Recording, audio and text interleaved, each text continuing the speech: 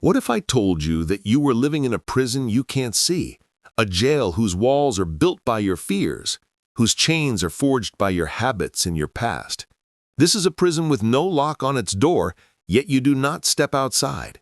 You wake up every morning, play the same character, repeat the same dialogues, and go to sleep with the same exhaustion, without thinking that this is not a story you wrote yourself. You're an actor in a play scripted by your childhood, your wounds, and society's expectations, and you are repeating the same story every single day. But what if I also told you that the keys to escape this prison, the power to rewrite this play, are already in your possession? You already know more than you think.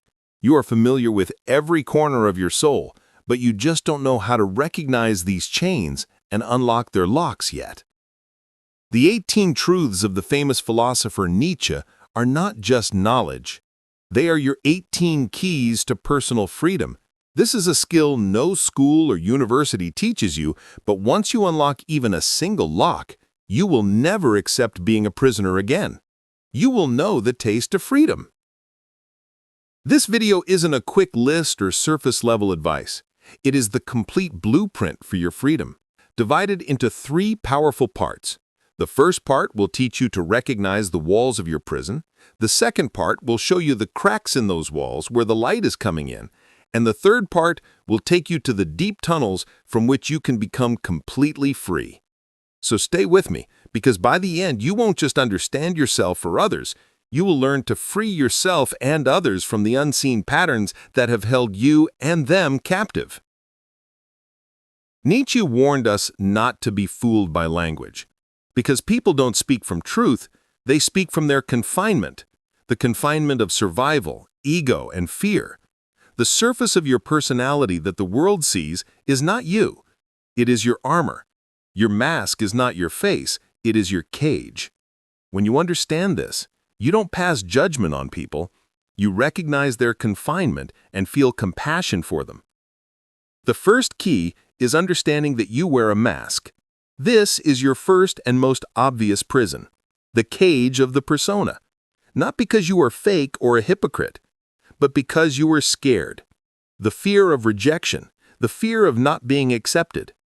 This mask is the smile you wear when you are broken inside. It is the yes you say when your soul is screaming no. But the moment you acknowledge that it is just a mask, you gain the power to take it off. Notice what makes you uncomfortable. When someone asks you a very personal question, when you have to give your real opinion, that discomfort is the sound of the cage door telling you that your true self wants to come out. Face this discomfort and you will unlock the first lock of this cage. The next key is hidden in your criticism. This is called the prison of projection. The thing you intensely hate in others is the part of your own self that you have imprisoned in the basement of your soul. When you constantly mock the arrogance of others, you are pointing to your own imprisoned inferiority. When you see dishonesty in others, you are running from a truth about yourself that you have locked away and are afraid to acknowledge. Stop criticizing others. It is your own soul calling out for freedom. The next time you severely criticize someone, stop and ask yourself, which imprisoned part of me is this person reflecting? This question will help you unlock another lock. Your silence is also a key. It is the map to the prison of fear. When you avoid certain topics like failure, love, or death, you are identifying the rooms where you have locked away your fears. Your silence screams where you are most vulnerable. Face these silences, dare to speak on these topics, and you will unlock the locks of your greatest fears.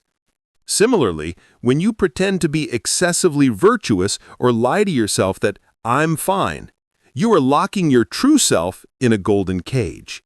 This cage looks beautiful from the outside, but inside, your soul is suffocating. Recognize these lies, acknowledge your pain, and you will be free from the prison of self-deception.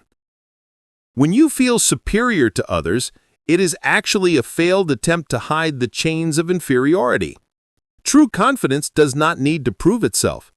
So, If you feel a strong desire to show yourself as better than others, know that it is the chain of your inner inferiority that is rattling. Similarly, when you feel the need to control everything, it is proof of your imprisonment within inner chaos. When you are constantly performing, when you feel you have to be something all the time, it is the cage of fear that you are not worthy without the pretense. Don't just see these truths as clues. See them as keys to freedom. Every truth unlocks a lock. Even your actions are a confession of your imprisonment. Most of your actions are driven by unconscious fear. The job you are afraid to leave, the relationship in which you are unhappy, the risk you won't take, all these decisions are made from fear, not love. But the moment you recognize this fear, the moment you give it a name, you are no longer its slave. You become free to choose. When you exaggerate, you are in the prison of your insecurity. When you show false confidence out of a sense of guilt, you are a prisoner of the past. Recognizing all of this is the first step towards freedom. And the deepest, strongest prison is in your childhood. Nietzsche would say, people repeat. You repeat the roles you were forced to play, the fears you were taught to carry. The child who was never heard becomes the adult who never listens or talks all the time. The child who was punished for expressing emotions becomes the adult who appears cold and detached. But this is not your life sentence. It is just a diagnosis. And the moment you understand your diagnosis, you are free to begin the cure. You are free to stop repeating the story and start writing a new one. Your patterns are a confession, if you know how to listen. The person who runs away whenever things start to get deep, the person who buries themselves in work to avoid silence and loneliness. These are not random behaviors. They are the stories of your confinement. They are the whispers of your soul saying, "This is where I was hurt. This is what I am afraid of repeating." But the moment you recognize the pattern, the moment you see the pain hidden behind it, you gain the power to break it. These 18 truths are not just the art of understanding others. This is a manual for freeing yourself. When you see these patterns in others, their masks, their fears, their envy, their childhood, you don't gain power over them. You become free to have compassion for them. You become free to understand that they too, just like you, are living in their own unseen prison. Their walls might be a different color, their chains might be of different metal, but the feeling of being imprisoned is the same. And when you understand all of this, something amazing happens. You stop taking things personally. When someone criticizes you, you don't see it as an attack. You see their own confinement.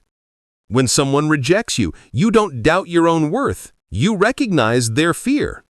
You stop judging. You become a mirror, not a weapon. You become someone who sees and still chooses grace. And that is what makes you truly powerful. You are not just reading people. You are freeing yourself and them. Now stop for a moment. Every truth we have covered was not just an observation. It was a key to unlock the locks of your own patterns, your own fears, your own childhood scripts. Because only when you free yourself can you see the world clearly. Only then can you help others escape their own prisons. This is not the end of the journey. This is the beginning of your freedom.